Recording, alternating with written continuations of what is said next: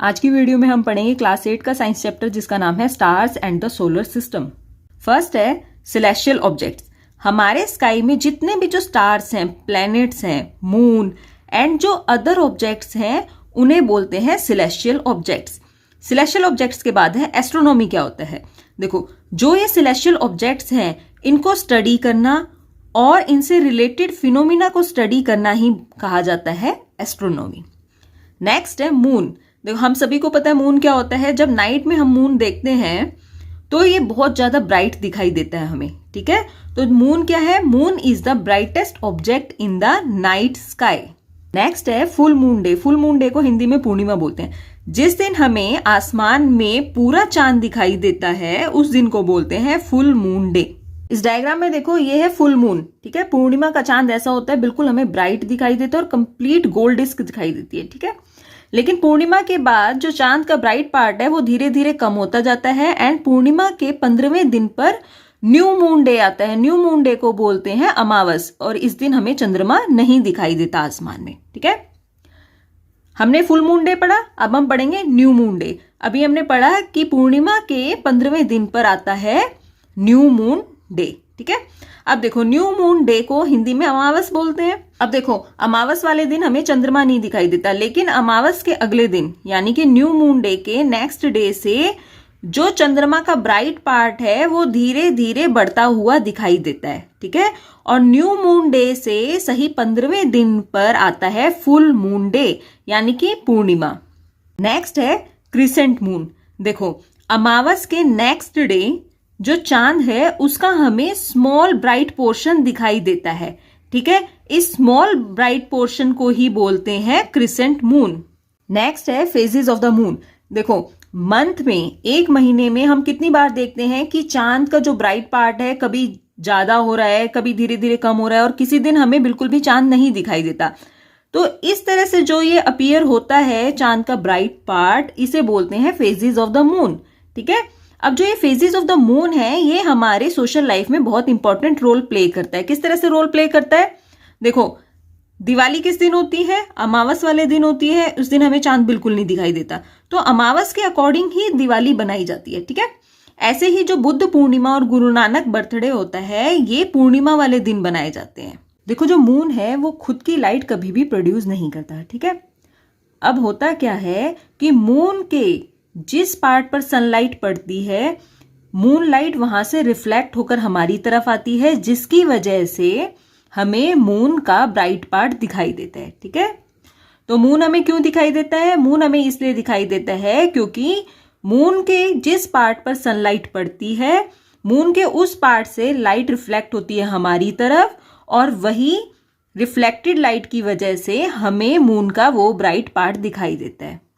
Same चीज यहां पर लिखी हुई है। अब हम इस डायग्राम से समझेंगे। ये है सन, ये है मून और ये है अर्थ, ठीक है। अब देखो, सन से जो सनलाइट है मून के इस पार्ट पर जा रही है सिर्फ, और इस पार्ट पे सनलाइट नहीं जा रही, ठीक है।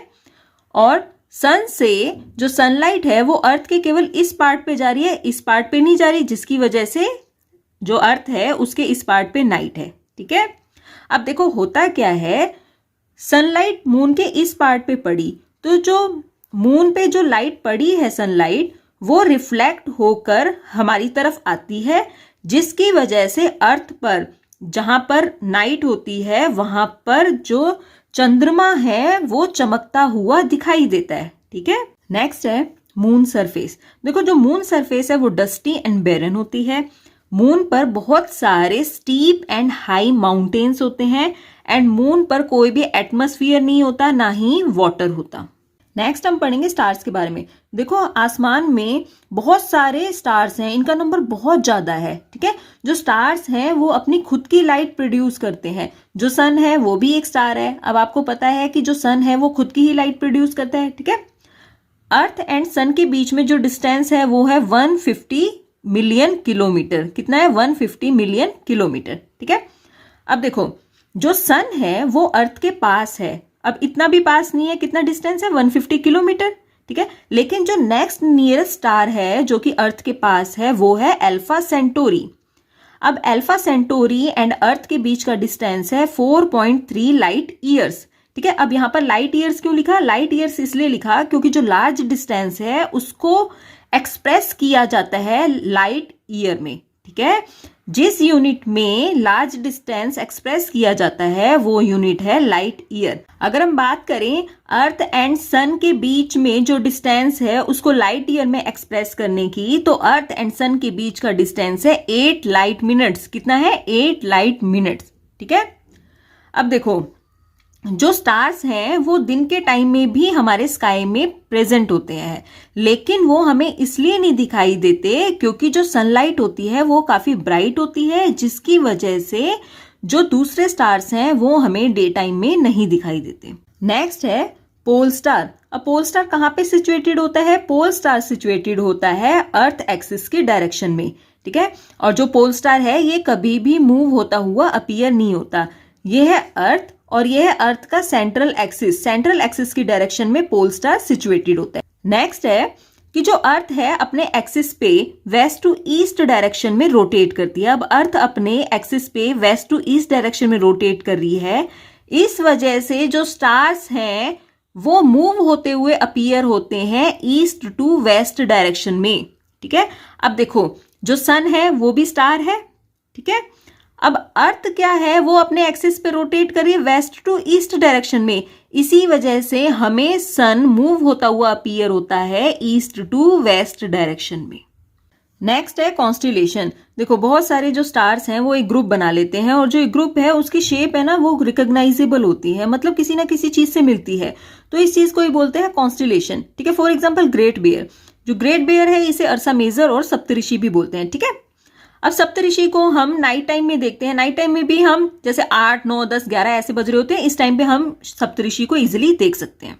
इस डायग्राम में देखो, ये है ग्रेट बेयर यानी कि सप्तऋषि का डायग्राम। इसमें 7 प्रोमिनेंट स्टार्स होते हैं, 1, 2, 3, 4, 5, 6, 7, ठीक है। जिसमें 3 स्टार्स तो ऐसे लगता है जैसे लेडल बना रहे हैं, 1, 2, 3 ये लेडल बना रहे हैं, ठीक है। एंड 4 स्टार्स ऐसे लगता है जैसे बॉल बना रहे हैं, जैसे 1, 2, 3, 4 ये बॉल बना रहे हैं। नेक्स्ट है ओरियन। देखो, ग्रेट बेयर की तरह ही ओरियन में भी बहुत सारे स्टार्स होते हैं जो एक शेप बना लेते हैं, ठीक है। अब ये जो ओरियन ग्रुप है स्टार्स का, ये हमें दिखाई देता है विंटर में इन द लेट इवनिंग। इसमें 7 से 8 ब्राइट स्टार्स होते हैं, जो 3 मिडल स्टार्स होते हैं ऐसा लग रहा है कि हंटर बेल्ट बना रहे हैं, जबकि जो 4 ब्राइट स्टार्स होते हैं वो इस तरह से अरेंज होते हैं कि वो क्वाड्रिलेटरल बना रहे होते हैं, ठीक है। और ये है ओरियन की डायग्राम। नेक्स्ट हम पढ़ेंगे द सोलर सिस्टम।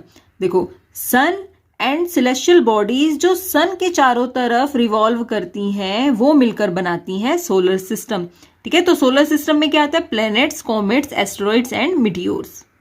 देखो, हमारे सोलर सिस्टम में 8 प्लैनेट्स हैं, ठीक है।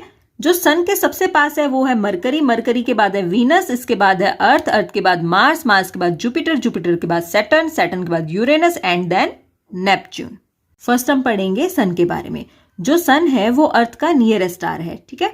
और सन से कॉन्टिन्यूसली ह्यूज अमाउंट में हीट एंड लाइट प्रोड्यूस होती रहती है, ठीक है। अभी हमने पढ़ा था ना कि जो सन है वो खुद की हीट एंड लाइट इमिट करता है। अब देखो, होता क्या है कि जितने भी जो प्लैनेट्स हैं उन्हें हीट एंड लाइट की जरूरत होती है, तो जो मेन सोर्स है हीट एंड लाइट का सभी प्लैनेट्स के लिए वो है सन। नेक्स्ट है प्लैनेट्स। देखो, जो प्लैनेट्स हैं वो स्टार्स की तरह ही दिखते हैं, लेकिन वो खुद की लाइट प्रोड्यूस नहीं करते, ठीक है। अब देखो, जो प्लैनेट है वो एक डेफिनेट पाथ पे सन के चारों तरफ रिवॉल्व करते हैं और इस पाथ को बोलते हैं ऑर्बिट। अब देखो, किसी प्लैनेट को सन के चारों तरफ एक रिवॉल्यूशन कंप्लीट करने में जितना टाइम लगता है उसे बोलते हैं पीरियड ऑफ रिवॉल्यूशन। अब देखो, जो पीरियड ऑफ रिवॉल्यूशन है वो किसी प्लेनेट का कम होता है, किसी प्लेनेट का ज्यादा होता है। वो ऐसा इसलिए होता है कि अगर किसी प्लेनेट का सन से डिस्टेंस ज्यादा है तो उसका जो पीरियड ऑफ रिवॉल्यूशन है वो ज्यादा होगा, लेकिन अगर किसी प्लेनेट का सन से डिस्टेंस कम है तो उसका पीरियड ऑफ रिवॉल्यूशन कम होगा, ठीक है।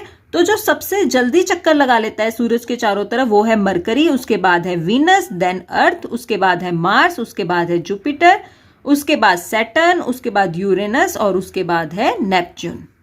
देखो, हमें पता है कि जो प्लेनेट है वो सन के चारों तरफ चक्कर लगाते हैं, ठीक है।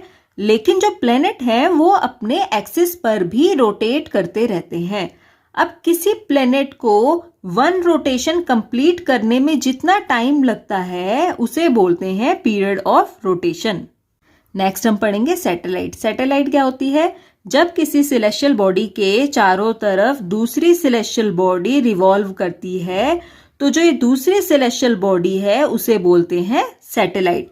फॉर एग्जाम्पल, जो मून है वो सैटेलाइट है अर्थ की, क्योंकि अर्थ क्या है? फर्स्ट सेलेस्टियल बॉडी, इसके चारों तरफ रिवॉल्व कर रहा है मून, तो मून क्या है? सेकंड सेलेस्टियल बॉडी, इसलिए मून है सैटेलाइट। ठीक है, देखो बहुत सारी मैनमेड सैटेलाइट भी हैं जो अर्थ के चारों तरफ रिवॉल्व करती रहती हैं, तो मैनमेड सैटेलाइट्स को बोलते हैं आर्टिफिशियल सैटेलाइट। अब हम वन बाय वन सभी प्लैनेट्स को पढ़ेंगे कि उनकी क्या इंपॉर्टेंट फीचर है। फर्स्ट है मरकरी, जिसे हिंदी में बोलते हैं बुध। देखो जो सबसे नियरेस्ट प्लैनेट है सन के वो है मरकरी, ठीक है, और जो सबसे स्मॉलेस्ट प्लैनेट है सोलर सिस्टम का वो भी है मरकरी, और मरकरी की अपनी खुद की कोई भी सैटेलाइट नहीं है। सेकंड है वीनस। वीनस को हिंदी में शुक्र बोलते हैं। सन से जो सेकंड नियरेस्ट प्लैनेट है वो है वीनस। वीनस को अर्थ का नेबर प्लैनेट भी बोलते हैं क्योंकि वीनस अर्थ के पास प्रेजेंट होता है। ठीक है, हमारे सोलर सिस्टम का जो सबसे ब्राइटेस्ट प्लैनेट है वो वीनस ही है। ठीक है, वीनस को मॉर्निंग और इवनिंग स्टार भी बोलते हैं।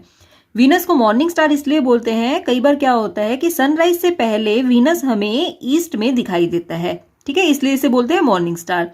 लेकिन कई बार क्या होता है सनसेट से पहले हमें जो वीनस है वो वेस्ट में दिखाई देता है, इसलिए इसे बोलते हैं इवनिंग स्टार। थर्ड प्लेनेट है अर्थ। हमारे सोलर सिस्टम पे अर्थ ही ऐसा प्लेनेट है जिस पर लाइफ एग्जिस्ट करती है। अर्थ पर ऐसी स्पेशल एनवायरमेंटल कंडीशन है जिसकी वजह से अर्थ पर लाइफ पॉसिबल है। वो एनवायरमेंटल कंडीशन है right distance from the sun, presence of water, suitable atmosphere, blanket of ozone. जो ओजोन है ये हमारे अर्थ को प्रोटेक्ट करती है। अर्थ की केवल एक ही नेचुरल सैटेलाइट है जिसे मून बोलते हैं, और मून पृथ्वी के चारों तरफ चक्कर लगाता है। फोर्थ प्लेनेट है मार्स। मार्स रेड कलर का होता है और इसकी 2 नेचुरल सैटेलाइट है। फिफ्थ प्लेनेट है जुपिटर। जो जुपिटर है ये लार्जेस्ट प्लेनेट है हमारे सोलर सिस्टम का, और इसकी बहुत सारी नेचुरल सैटेलाइट होती हैं। इसके 28 मून्स हैं। ठीक है, सिक्स्थ है सैटर्न।